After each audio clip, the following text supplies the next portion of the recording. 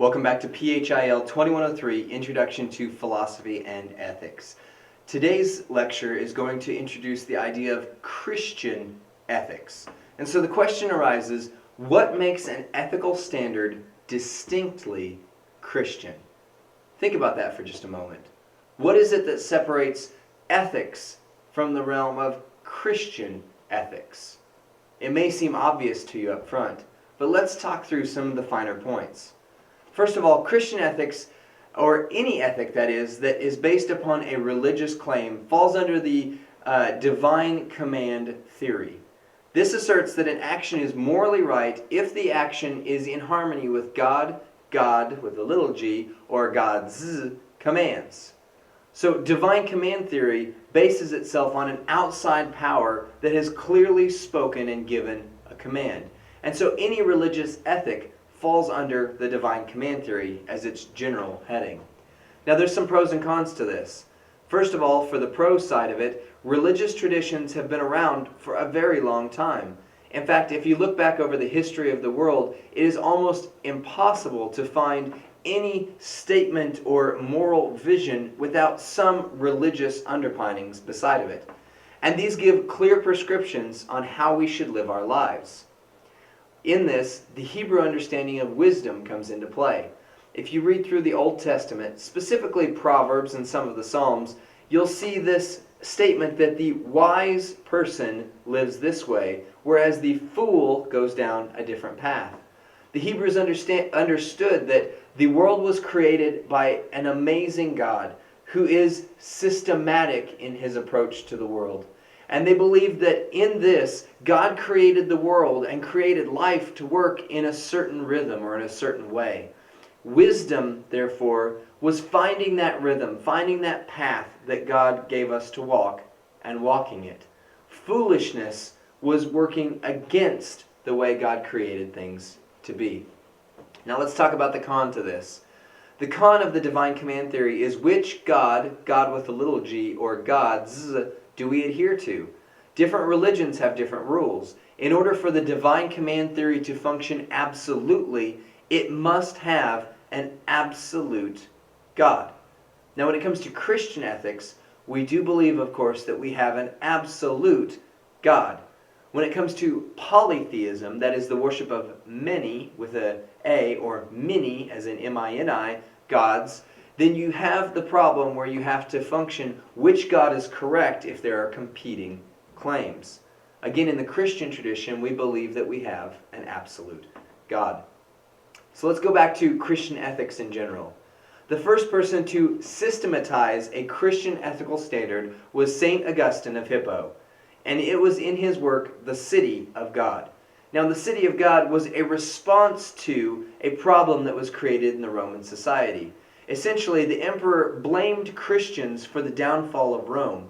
And so Augustine had to respond to this by systematizing what Christians actually believe and what we find to be ethical, so that someone from the outside could look at that and say, when someone says that a Christian does this, this is what is true or what is not true. Now, it's important to note that the Judeo-Christian worldview has greatly impacted the world.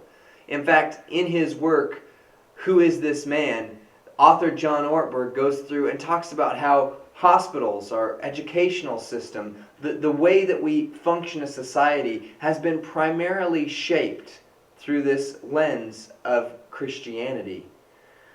Even non-Christians tend to see Christian ethics as valuable. This is why when new parents have this sudden urge to take their children to church and you ask them about it, they'll tend to say, I want them to be raised with a moral understanding. Non-Christians do tend to see Christian ethics as valuable in some form. They also tend to see Jesus as a good moral teacher. Most of the time you can ask anyone, if Jesus was a good and wise man, they will say absolutely. And they will point to things like the Golden Rule to say that this is some form of an ethical standard that is strong, that is acceptable, that should be considered. Now, let's talk about some non-religious systems of ethics. Because if you stray from the divine command theory and away from Christian ethics, you have a few different categories you have to look at. The first of these is consequence-based, and that is known as utilitarianism. Now, we've talked briefly about utilitarianism a couple times at this point. In this system, however, it believes that an action is morally right if it maximizes the well-being of the greatest number of people. So an extreme example of this would be hedonists. Hedonists are philosophers who believe that happiness is a result of how much pleasure and pain we experience. If our pleasure outweighs the amount of pain that we have in this life, then we are good. If pain outweighs the pleasure of life, then we have bad problems to look at. But a utilitarian will look between things and say whatever does the most good for the most number of people is the right course of action. The next one we have is duty-based. A duty-based theory would be deontology. Deontology believes that an action is morally right if the motive behind the action is such that every rational agent could have acted on that motive as well. So what that means to say is the motive of the person is such that any thinking human would be able to take that same course of action given that set of motives. The problem is, how can we gauge someone's motives and intentions? If the motive was wrong, but the outcome was good, then does that count? And if the motive was right, but the outcome was terrible, then do we have a problem there?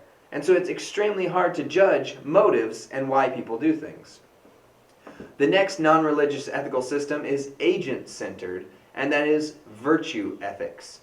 Virtue ethics holds that an action is morally right if an agent, that is a person who is acting, who has all of the virtues, would have performed that action.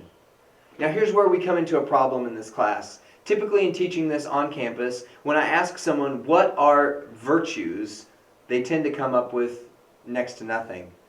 What is a virtuous person? We no longer have an understanding of what virtues tend to be. And so the question you ask yourself is, what is a virtue? What virtues exist? And if there was an agent who had all of the virtues, what would that look like?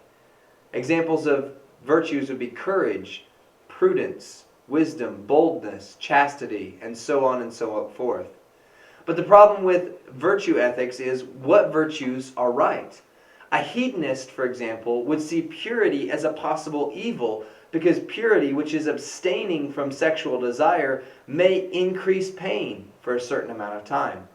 A utilitarian, for example, would see the self-sacrifice of a small number of people as unnecessary if it doesn't help the greater good. And so if, for example, there was a burning building and it was one person that was trapped in there and a fireman entered into that and risked his own life, it's a 1-to-1 ratio. There's no benefit on a utilitarian scale because he's not helping a greater number of people. So these tend to conflict with one another. So let's go back to Christian ethics. Here is what makes Christian ethics distinctive. Christian ethics is a blend of virtues and principles, but it is based upon God's character. And that is the key, as you've noticed throughout this course. Who God is, what His nature and character are, is the key to all of Christianity, to all of Christian ethics and additional. The foundation is not a divine command, as in the broader divine command theory, but it is the character of God. For example, take a look at the Decalogue, or that is the 10 Commandments, in Exodus 20, verse 1. The first thing that's stated is, I am the Lord your God. I have delivered you out of Egypt. The first thing that is stated before the 10 Commandments is who God is. And so the 10 Commandments don't flow out of simple command of God that says you must do this, you must do that, but out of the character and nature of God. It is the Hebrew understanding of wisdom. God is saying, I created the world to work in this specific way. You are wise if you walk in that. Now it's important to note, there is no systematic ethical theory in Scripture. In fact, the Bible contains a mixture of different types of moral reasoning and presents them through a variety of literary contexts. For example, in the wisdom literature, utilitarian reasoning does appear. Ethical egoism is appeared to in Deuteronomy chapters 27 through 30. Natural law is adhered to in Proverbs, and many places throughout the ethical view are culturally bound statements. So the question then becomes, is Scripture primarily culturally bound? Are there things that it says that we can no longer hold to in a current society? Here's where we must understand that nowhere in Scripture does a cultural norm take priority over a clear mandate from God's character or biblical principles. Culture may be taken into account when it comes to applying the different virtues and how we seek to do these principles, but that is far different from determining what morals ought to be. God in Scripture makes it clear that He is the same yesterday, today, and forever. And so the key to Christian ethics is not learning a list of rules, but learning who God is.